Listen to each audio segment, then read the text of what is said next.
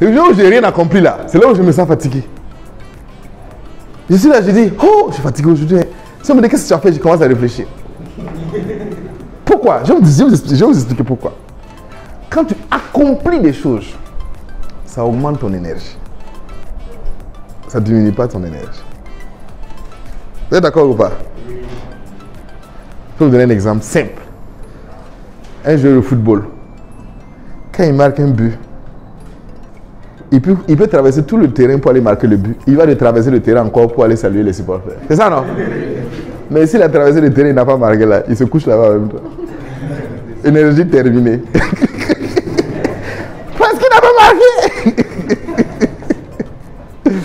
Donc en fait, l'échec là diminue l'énergie. Alors que le manque d'organisation, c'est ça. Ça ne te permet pas d'accomplir les choses. Donc quand tu n'accomplis pas, ça diminue encore plus ton énergie. Et tout ça, c'est la cause du manque d'organisation. Qui voulait ajouter quelque chose sur les voleurs d'énergie? Oui? Il y a autrui. Autrui, oui. Les autres. Je vais dire ça comme ça, je vais activer ça comme ça, mais en fait, c'est notre gestion des relations. Pour être plus précis, c'est comment on gère les autres. Parce que moi, maintenant, j'ai fini avec ça.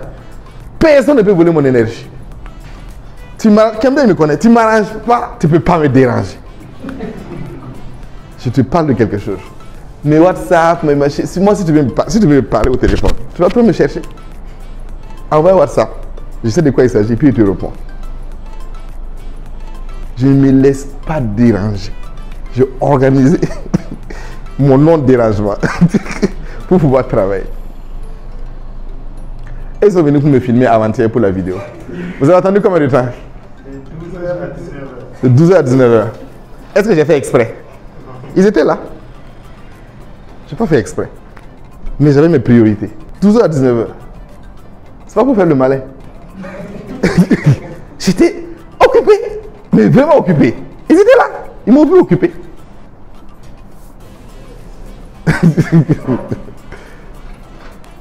Donc, en fait, c'est la focalisation. C'est la focalisation. Le focus là.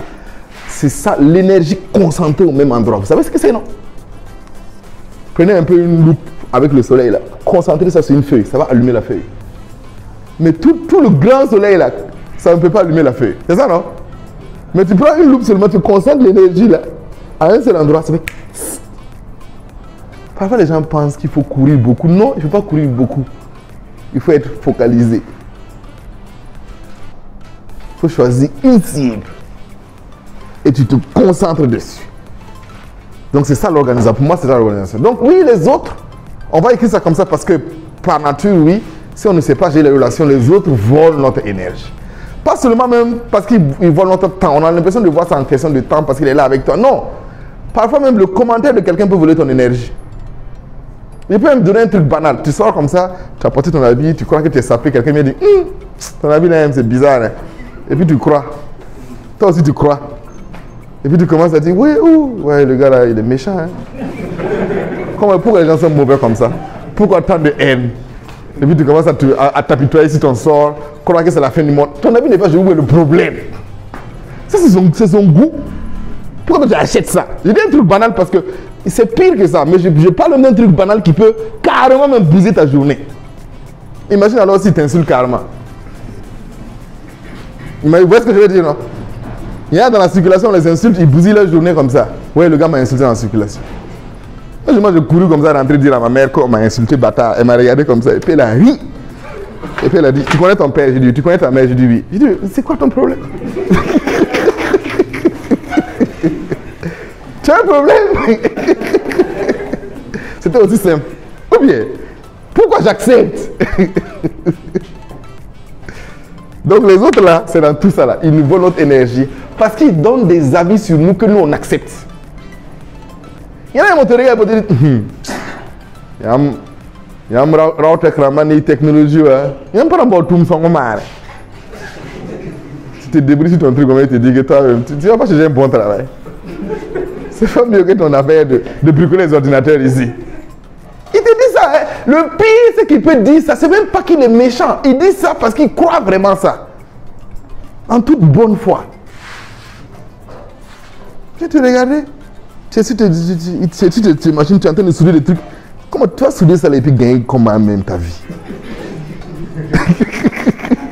c'est toi le coaching. Voilà, maintenant c'est toi ton affaire de coaching là.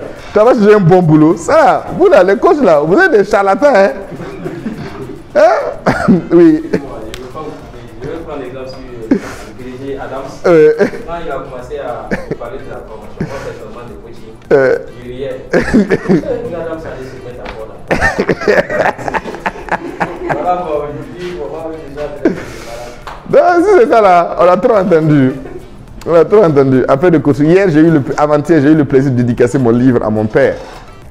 Heureusement, mon père, lui, c'est vraiment tout le contraire des gens qui viennent tuer les rêves. Lui, il a tout ce que je lui propose comme truc, il me croit. Je ne sais même pas comment il fait pour croire. Même quand moi-même je ne crois pas, il croit.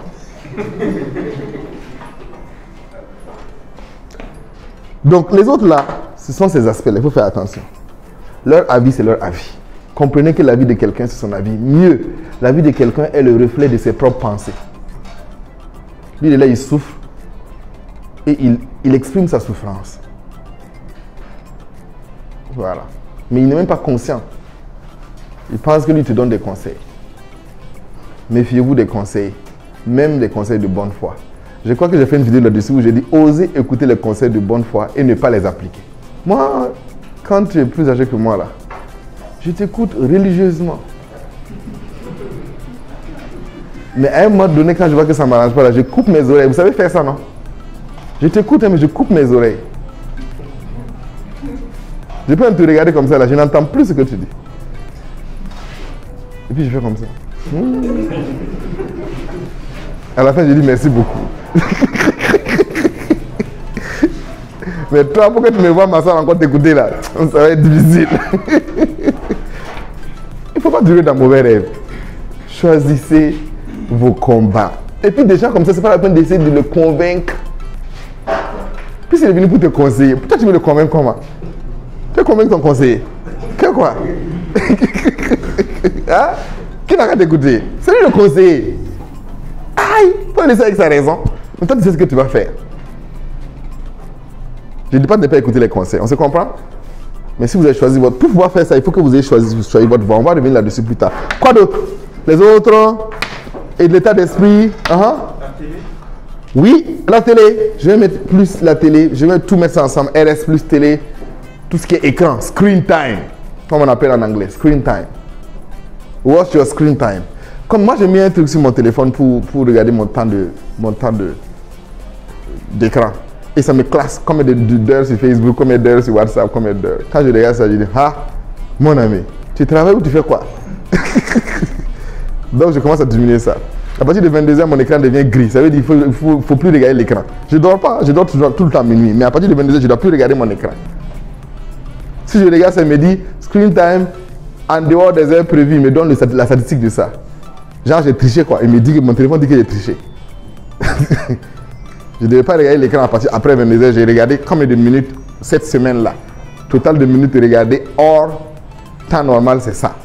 Parce que quand tu regardes l'écran avant de dormir, c'est ce que tu as vu avant de dormir là que tu vas garder en tête. Ça va tourner dans ton subconscient, même dans tes rêves, ce qui va tourner. C'est pour ça que dans la plupart des religions, on conseille de prier avant de dormir. Reconnecte-toi à la spiritualité avant de dormir. Et nous, on dort avec la télé ou avec la radio. Jusqu'à on dort avec. Donc, quand tu dors avec, c'est quoi? Tu te réveilles avec ça aussi. Ton énergie, zéro. Tu diminues ton énergie. Quand tu dors avec la télé, tu diminues ton énergie. Tu ne dors pas bien. Tu ne récupères pas. C'est banal, hein? Mais c'est ça. Donc, télé, je suis d'accord. Well done. Bien dit. Quoi d'autre? Maintenant, même, c'est les séries. Moi-même, j'avoue. C'est quelle série qui m'a fait veiller là? Game of Thrones. C'est un truc de malade. Quand tu commences, tu ne peux pas arrêter. Ah! Et puis, ce qui m'énerve même, c'est que j'avais décidé de ne pas regarder, ne plus regarder les séries. Tout le monde parle de Game of Thrones. Tout le monde parle, même Barack Obama. Game of Thrones. Je dis moi-même, on dirait que je vais être guéou dans ce monde-là si je ne regarde pas Game of Thrones. J'ai commencé. Mick Erreur.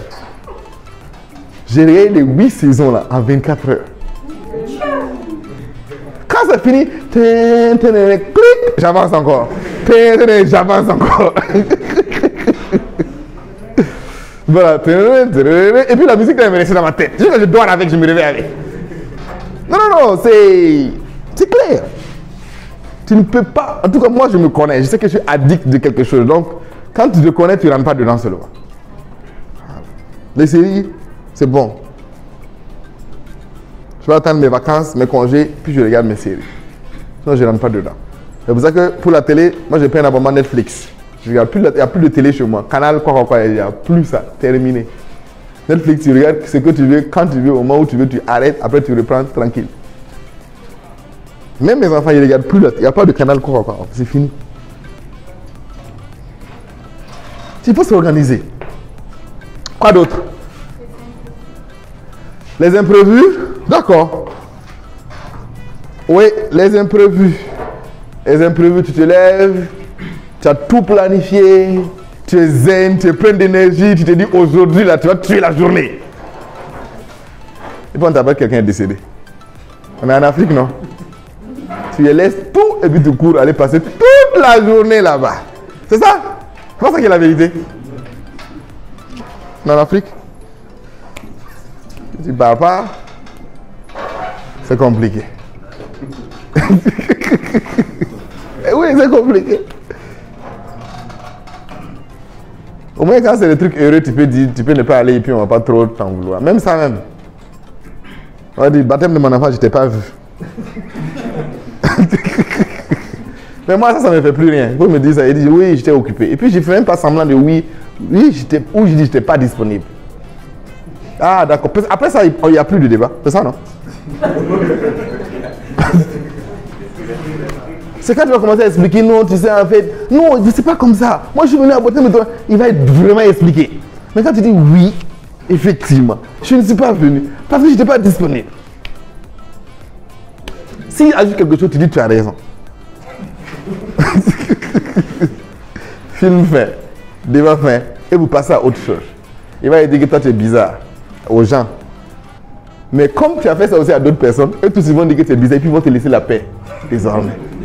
Et je deviens le gars bizarre. Mais moi tu auras ta paix. Les imprévus, quoi d'autre?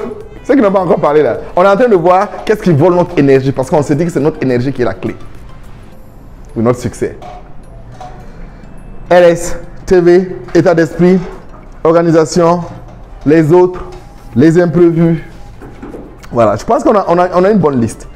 Donc, c'est ça que vous devez regarder, c'est ça que vous devez observer absolument. Et pour observer ça, il faut être leader de sa vie. Et il faut se poser des questions pour ça. Par exemple, les réseaux sociaux. Pourquoi est-ce qu'on se laisse piéger dedans? Parce qu'on ne se pose pas les bonnes questions. Je prends simplement les groupes WhatsApp. Je vous garantis que plusieurs d'entre vous sont dans des groupes WhatsApp, ils ne savent pas pourquoi. Vous êtes encore dedans, vous ne savez pas pourquoi. Et si on va pousser la question, ok, poussons la question. Pourquoi vous êtes dans des groupes WhatsApp qui ne vous arrangent pas, mais vous êtes toujours dedans? Je vous pose la question, dites-moi. Sincèrement, toute sincérité. Moi, sincèrement, quand je suis dans un groupe WhatsApp, c'est pour ne pas vexer la personne qui est intégrée dans le groupe. C'est vrai, je ne discute pas dans le groupe, mais je reste quand même dans le groupe pour ne pas vexer la personne. On peut acclamer sa sincérité. Je pense que pour la plupart d'entre nous, c'est ça. On se dit, que je vais vous donner un exemple. Un jour, quelqu'un m'a mis dans un groupe. Moi-même, aujourd'hui, là. Parce que depuis que la fonctionnalité de WhatsApp, merci. La fonctionnalité de WhatsApp a dit que tu peux empêcher les gens qui n'ont pas ton numéro de te mettre. Malheureusement, si tu as ton numéro, il peut te mettre dans un groupe. C'est ça, non? Sans demander ta permission. Donc moi, tu as mon numéro, tu me mets dans un groupe avant de me dire, dès que tu m'as mis, je sors d'abord. Non, c'est une méthode trop efficace. Quand tu sors, maintenant on t'appelle. Ah, tu es sorti de mon groupe là. Je dis, est-ce que tu m'as prévenu avant de me mettre dans un groupe? Ah, le groupe là, c'est pour faire ça, ça, ça. Ah, d'accord. Si ça m'intéresse, je dis d'accord, il n'y a pas de problème. Remets-moi dedans. Si ça ne m'intéresse pas, je dis, ouh, ça là, c'est des groupes qui ne m'intéressent pas. Puis il me fait. Mais mieux, j'ai un malin plaisir à quitter les groupes. Moi-même, le groupe que j'ai créé là, quand l'objet est fini là, alors il connaît. Toi-même, tu connais, non? Quand on a fini de faire ce qu'on doit faire dans le groupe là, j'ai dit, j'envoie un message. Comme l'objet du groupe est épuisé, veuillez quitter le groupe avant que je le ferme. Je ne sors pas, je te chasse et puis je ferme. Il y en a qui m'appellent. Non, coach, on a une famille maintenant, on ne peut pas faire quitter le groupe. Vous savez combien de groupes j'ai? Si je vais garder tous les groupes là, comment on va faire? Il faut être sincère. On ne peut pas gérer les groupes. Non, c'est pas possible. Dernièrement, je fais des team building actuellement. On en a fait une dizaine. À chaque team building, on crée un groupe WhatsApp et puis on fait des trucs. En tant que j'ai dit à l'assistante, j'ai dit, Aminata, tu sais qu'il y a trop de groupes WhatsApp qui sont toujours là, dormants. En tant que quelqu'un se réveille un bon matin, il envoie un message dedans, ça embête tout le monde. Supprimez les groupes. Donc, voilà ce qu'on peut faire dans ton cas. Tu appelles la personne. Tu leur préviens que tu veux quitter le groupe. En fait, ce n'est pas pour demander la permission de quitter. C'est pour la prévenir que tu quittes le groupe. Mais ce n'est pas la même chose. Quand tu demandes à la personne, on te convainc que tu vas rester. Tu dis non, tu dis vraiment, j'ai beaucoup de groupes WhatsApp, je vais me focaliser, je vais vraiment quitter le groupe là. Si c'est quelque chose de spécial, tu peux m'envoyer un WhatsApp direct. Pareil, dès que tu fais ça, tu raccroches, tu quittes le groupe. On va écrire, Marie a quitté le groupe. Et vous savez ce qui va se passer, je vous dis. Vous allez donner le courage à beaucoup d'autres de quitter le groupe. C'est ça être un leader. Les gens vont dire, ah, non, on peut quitter le groupe. Pfiou, il va commencer à quitter maintenant. Et puis tout le monde sera libéré. Parce que souvent, c'est le groupe, c'est fini. On a fait le groupe, par exemple, pour un événement. C'est fini. On n'a qu'à supprimer le groupe et puis continuer ailleurs. Si on se retrouve pour faire, on va le faire encore. Donc ça, c'est déjà une raison. En fait, ne prenez pas des décisions sur la base de la réaction supposée des autres. Vous voyez là. Peut-être même que c'est une imagination qu'on se fait. En pensant que les personnes seront vexées. Par exemple, moi, si tu quittes mon groupe, je ne serai pas vexé. Tu vois? Mais peut-être que tu es assis, tu te dis, ah, coach m'a beaucoup respecté, m'a mis dans son groupe, et c'est moi comme ça, je peux me lever, quitter le groupe. Quitte le groupe, je te dis. Ça t'arrange pas, il faut quitter. C'est ta responsabilité, c'est ta vie, c'est ton téléphone. Donc, parlant de WhatsApp, c'est pareil avec les groupes de Facebook, le groupe privé ou d'autres groupes où ça ne t'arrange pas, il faut quitter, il faut nettoyer vos groupes. Mieux, il faut même nettoyer vos amis. Moi, il y a des gens que je bloque. Je bloque sans réfléchir. Sans regretter, je veux dire. Je réfléchis pour savoir qui bloquer, mais je bloque sans regretter. Maintenant, il y en a qui m'appellent. Hey, il m'appelle avec un autre numéro, donc tu m'as bloqué. Oui. Pourquoi? Tu me fatigues. Tu m'envoies beaucoup de messages, même des cousins à moi. Tous les jours, ils m'envoient un message du matin, verset biblique. Je ne veux pas. Moi, j'ai ma Bible, je veux lire ma Bible. Tu m'envoies un verset biblique pour dire quoi tous les matins? Je ne te parle pas, hein, parce que je peux appeler tout le monde, je te bloque seulement. C'est ça qu'on appelle prendre la responsabilité de sa vie.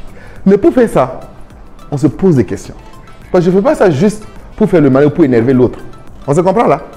Je me pose des questions. Quels sont mes voleurs de temps? Dernièrement, j'ai décidé de passer plus de temps sur LinkedIn. Pour ceux qui me suivent, vous avez remarqué que je publie sur LinkedIn tous les jours. Est-ce que tu me vois sur Facebook encore? Quand j'ai pris une coach LinkedIn. Donc, avec le coach, on a discuté. Le coach me dit, elle me connaît. C'est une que j'ai coachée avant et maintenant, elle me coach dans LinkedIn. Elle me dit, mais c'est que tu n'auras pas le temps. J'ai souri et puis j'ai dit, j'aurai le temps. J'ai dit, parce que je sais où je vais prendre le temps. Là. Mon temps de Facebook, là. Je mets ça sur LinkedIn.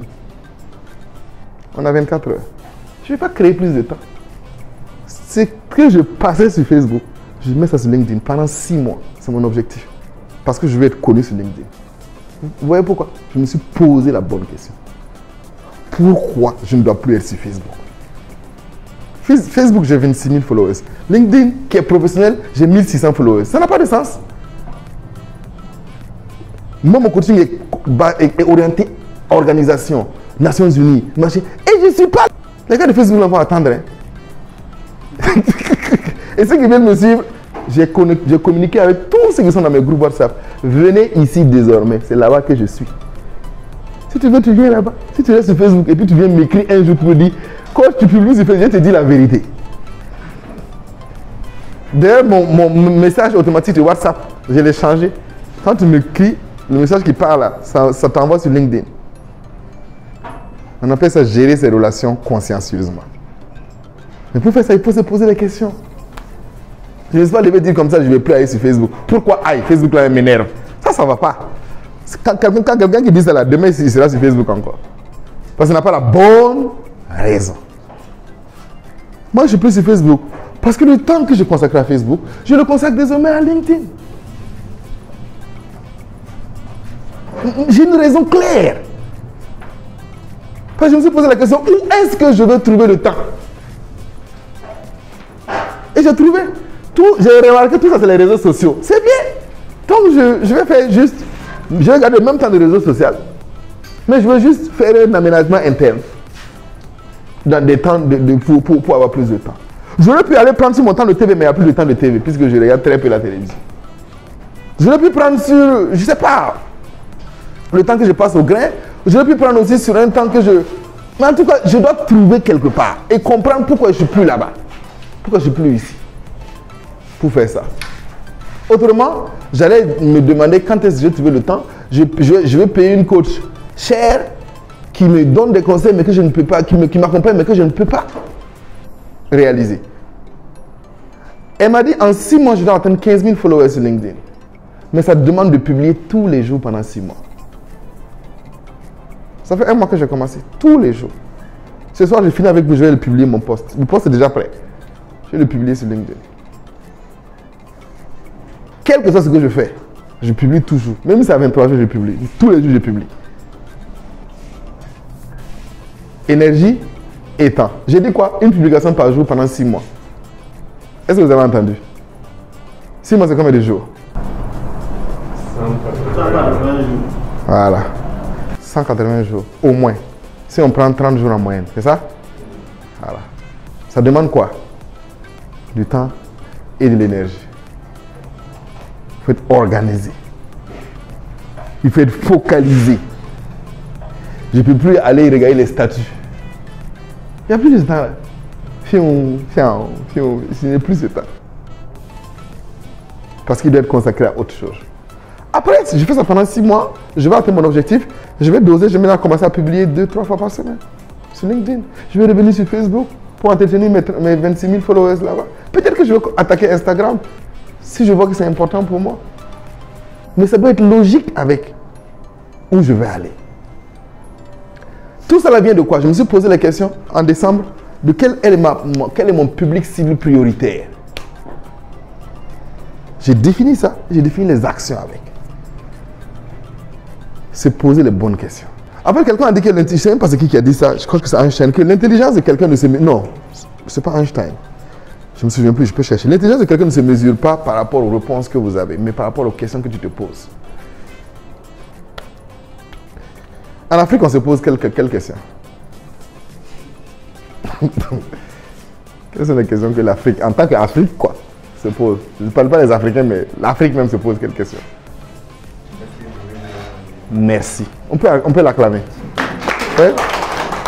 En Afrique, on se pose la question, est-ce qu'on va pouvoir manger demain? C'est ça. C'est pour ça qu'on est toujours pauvre. Parce que la réponse, c'est quoi à cette question-là? Non, vous êtes trop fort. Acclamez pour lui aussi. En plus, c'est vrai, c'est Inch'Allah.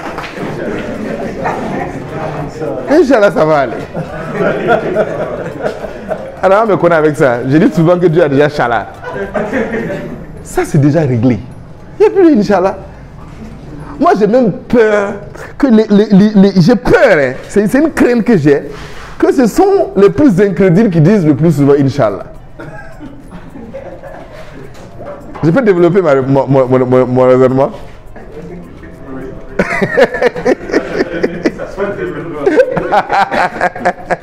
Il y a 2 types de personnes qui disent Inch'Allah. Le premier type de personne, c'est celui qui dit Inch'Allah en étant convaincu que Dieu va pourvoir. L'autre, c'est celui qui dit Inch'Allah en se disant, en étant convaincu que ça ne va pas marcher. Est-ce que vous voyez ce que je veux dire? Je vous donne l'exemple. Tu viens de me demander l'argent. Je ne vais pas te donner. J'ai dit, Inch'Allah, si Dieu me donne, je vais te donner. Mais je ne vais pas te donner. Je sais déjà qu'il ne va pas te donner. Mais je dis Inch'Allah, vous comprenez, non?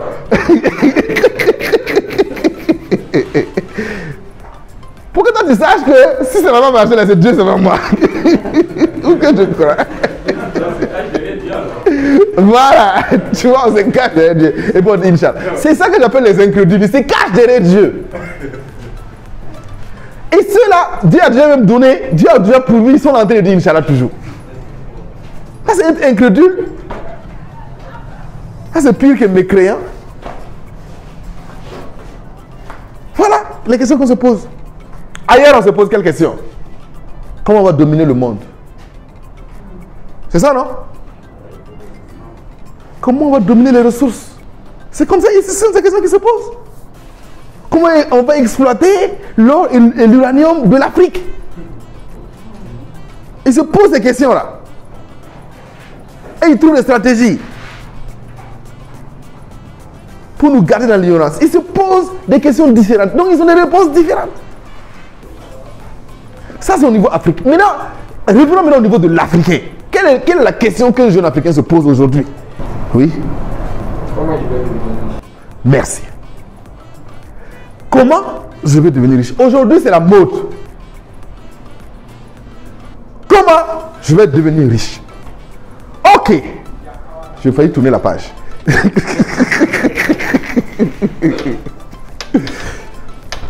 On va analyser cette question-là. Et vous allez voir à quel point est-ce que c'est une question qui nous crée le problème, tous les problèmes en Afrique. Comment je vais devenir riche? Voilà la question. Quels sont les mots-clés dans cette question? Oui? Non, la dame d'abord. Vous n'avez pas levé la main? Ok, allez-y. Comme lui a parlé, je veux qu'il y ait une variété de points de vue. Oui. La question c'est quels sont les mots-clés? Oui. C'est comment? Comment? Merci. Et puis riche. Et puis riche. Devenir aussi. Non, devenir troisièmement. Mais c'est même ces deux-là même qui créent le problème d'abord. Le devenir là même, je peux même faire barcade là-bas. Mais les deux là, voilà les mots-clés et c'est les mots à problème. Pourquoi je dis que c'est les mots à problème? Allons-y. Prenons d'abord riche. Pourquoi je dis riche là, c'est un problème? Oui? Parce que c'est pas défini. Merci. C'est pas défini. C'est vague. Il n'y a rien de plus flou que de vouloir devenir riche. Je veux devenir riche. Alors que à question floue, réponse floue, vie floue. C'est ça.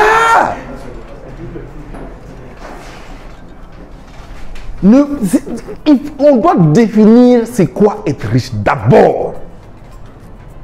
Donc c'est pas la bonne question. On est riche de plusieurs façons. On est riche de plusieurs perceptions. Et parfois le gars qui pose cette question est déjà riche, il ne sait même pas. Revenons au cas de l'Afrique, on est déjà riche, on ne sait pas. C'est pas ça. On a tout ici, on ne sait pas. On veut aller là-bas. Moi j'ai eu l'opportunité d'être aux États-Unis avec toute ma famille pendant le coup d'état de Gingiri. Toute ma famille, on était là-bas en vacances. Je suis allé faire une formation de John Maxwell et puis je suis resté là avec toute la famille. Je ne peux pas vous citer le nombre de mes soi-disant amis, des gens que j'ai rencontrés, des Africains, partout, des gens qui m'ont dit mais il faut profiter, rester. Il dit que c'est l'opportunité ou jamais. Il faut dire que dans ton pays il y a coup d'état, que toi tu es un réfugié politique, et puis on va te donner l'asile. Tu vas avoir le visa, tu as le passeport. Je les ai regardés comme ça. J'ai écouté. J'ai dit merci. Et puis c'est fini. Mais je ne vais pas débattre avec quelqu'un qui me dit moi de mentir que je suis un réfugié pour rester dans le pays de quelqu'un. Pays où on m'a laissé venir librement. Où je n'ai pas demandé l'avis de quelqu'un. J'ai dit il faut aller. J'ai dit que je pars et je reviens. J'ai mon plan clair dans ma tête de qu'est-ce que je vais faire pour mon continent. Toi, tu veux me faire croire que les 2 jours de coup d'état de Gingiri sont l'opportunité ultime pour moi pour devenir américain. Qui a dit qu'être américain, c'est ça qui m'intéresse? Je n'ai pas acheté ce rêve-là. C'est ton rêve peut-être. Et je respecte ton rêve. Écoutez-moi très bien. Je ne dis pas que quelqu'un ne peut pas avoir le rêve d'être américain. C'est sa définition d'être riche. S'il est convaincu avec ce qu'il a lié avec ça, alhamdoulilah. Mais s'il accepte que quelqu'un lui vende cette idée, il a un problème. Donc c'est quoi être riche? Il faut se poser cette question. Pour se faire être riche, c'est posséder des choses. Mais ça doit être clair dans ta tête. Pour être riche, Moi, pour ma mère, être riche, ma mère père son âme, être riche, c'était d'avoir une entreprise qui emploie le maximum de femmes et surtout de veuves. Elle a créé une entreprise de nettoyage qui employait à un moment donné plus de 340 femmes. Elle est décédée avec cette conviction qu'elle est riche. Moi, je suis venu des études et puis j'ai fait les calculs et puis j'ai dit, oh, j'ai dit, maman, non, il faut optimiser tes gens là. J'ai dit, on va acheter des machines, des autolaveuses, des machins, et puis tu peux travailler avec la moitié du personnel. Elle m'a regardé comme ça, elle m'a dit, est-ce que tu disais que moi j'ai créé l'entreprise pour donner du travail aux gens?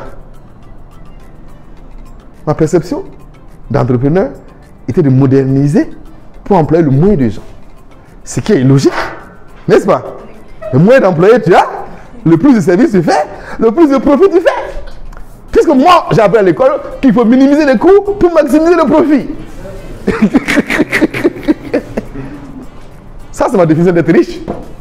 Elle me dit non, moi, j'ai créé mon entreprise pour donner le plus de travail, pour donner du travail au maximum de femmes. C'est sa conception d'être riche. Vous voyez comment on peut être à l'ouest?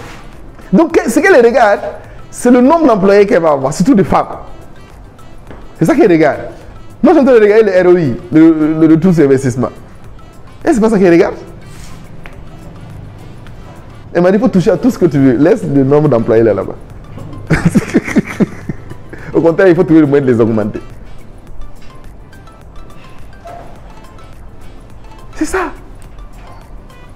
Donc, riche là, il ne faut jamais vous poser la question de comment je vais devenir riche. Définissez clairement la richesse, c'est quoi. Et la richesse, pour moi, peut être définie en termes d'impact que tu as sur ton entourage. Globalement, c'est ce que j'appelle la richesse. Quel est l'impact que tu as sur l'environnement? Si tu es un entrepreneur, elle fait des jus de fruits qu'elle vend. Quel est l'impact qu'elle a sur l'environnement? Aider les gens à pouvoir accéder à une certaine consommation dont ils auront besoin dans une certaine région. Tu simplifies la vie des gens. Voilà comment tu es riche.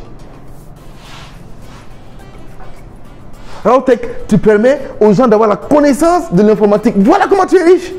Bill Gates, grâce à lui, le monde entier a l'accès à l'ordinateur portable, à l'ordinateur individuel. Voilà comment elle est riche. Facebook, il connecte le monde. Voilà comment elle est riche. Il faut qu'on arrête de regarder combien de milliards, si on regarde ça, on n'a pas compris. Les milliards sont venus de quelque chose qu'ils font, d'un impact qu'ils ont. C'est ça. Les milliards ce ne sont que des conséquences. Ça n'a jamais été l'objectif. L'argent est une conséquence. Rappelez-vous que l'argent est une conséquence. Vous vous souvenez, non? C'est une conséquence. Avec le triangle à la base, c'est une conséquence. C'est tout. Ce n'est qu'une conséquence, l'argent. Conséquence de quoi? De l'impact que tu as. Moi, je suis coach, je suis conférencier. C'est le nombre de personnes que je vais impacter qui va faire l'argent que je vais avoir. C'est aussi simple que ça. Si j'impacte 2 personnes dans l'année, j'ai besoin de l'argent de 2 personnes.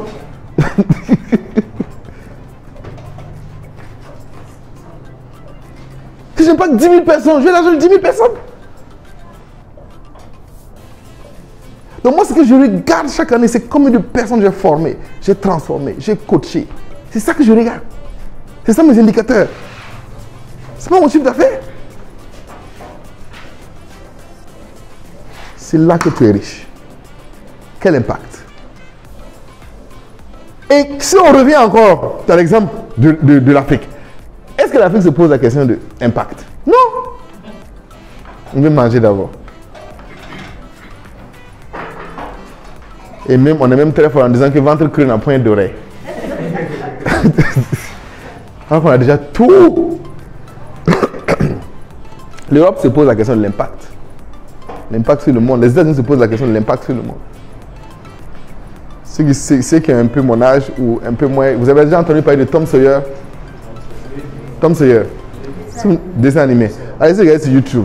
La chanson a dit quoi?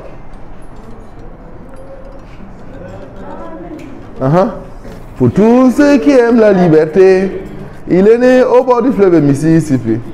Tom Sawyer, pour tous, c'est un ami. Anton dit, il n'a peur de rien, c'est un Américain. Ah, écoute très bien. Si tu es un Américain, tu n'as peur de rien. Ils ont fait le dessin animé pour dire aux petits Américains que quand tu es un Américain, là, tu n'as peur de rien. Nous, on écoute ça, on est des Africains. C'est ça, non? Donc on s'est dit, ah, donc les Américains n'ont pas donné, mais nous on fait comment?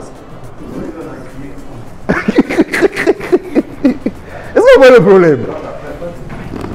Nous on a peur. Et nous on a peur des Américains. Parce qu'on a entendu ça, on a accepté ça. Mais eux, ils ont entendu pour eux, tu vois. Cette consommation de médias là, ils ont créé les médias pour nous faire avoir une perception de leur influence et de leur impact sur nous. C'est simple que ça. Qui a regardé Rambo 1, 2, 3, 4? Rambo 1, 2, 3, 4. Les Rambo là, c'était juste un film politique. Rambo, l'histoire, pour ceux qui n'ont pas regardé, c'est un Américain, Sylvester Stallone. La guerre du Vietnam. Les Américains ont perdu la guerre du Vietnam en 67. On les a mal d'abord là-bas. On les a magatapés propres. Ils ont fui. Et ils sont devenus faire des films pour dire qu'ils ont gagné la guerre. Ils ont fait les films. Le gars, il est seul comme ça. Il attache un foulard rouge, un bandeau rouge. Et puis, il met les armes comme ça. Et puis, tout le monde tire sur lui, lui meurt pas. Quand il fait ta, les Vietnamiens la meurent. Lui seul. Et puis, il va sauver tout le monde. Et puis... Pour montrer que... Pour dire aux Américains qu'en fait, ils ont gagné la guerre. Mais ils connaissent la vérité. Donc, vous voyez, c'est l'impact. Il faut se poser cette question.